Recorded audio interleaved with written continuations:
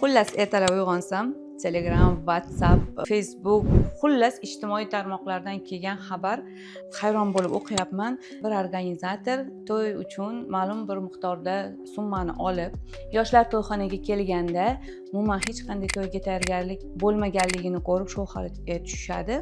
Nima demoqchiman? Mening tajribamda ham bo'lgan shunaqa voqea.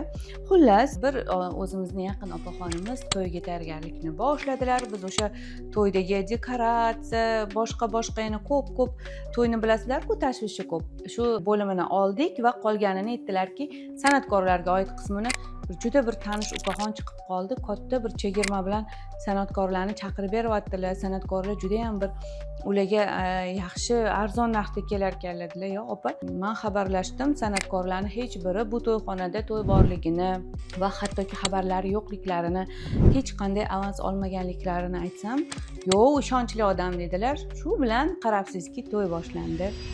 Endi organizatorman, biz o'zimiz ishimizni bajaryapmiz va bizni programma bo'yicha, ya'ni o'sha san'atkorlarni kutyapmiz. Hech kimdan darak yo'q va men ularning adminlariga chiqa boshlaganimda bu to'y uchun hech qanday bir to'lov bo'lmaganligi va hatto xabarlari yo'qliklarini aytishganda men holatni tushuntirdim to'y egalariga va shunda aytdilarki, "Men hozir qutqarmasangiz bo'lmaydi, nima qilsangiz qiling, to'yimiz rasvo bo'lmasin, kimni chaqirsangiz chaqirib bering." O'shanda imkoniyatimdan foydalanib juda ko'plab san'atkorlarni chaqirdik. To'ylari o'zlari istagandek orzu-havaslarda o'tdi. Bu bilan nima demoqchiman? Mana shunaqa qo'sh tirnoqdagi mosheniklar deymiz. Mana shunaqa moshenik organizatorlardan ehtiyot bo'linglar.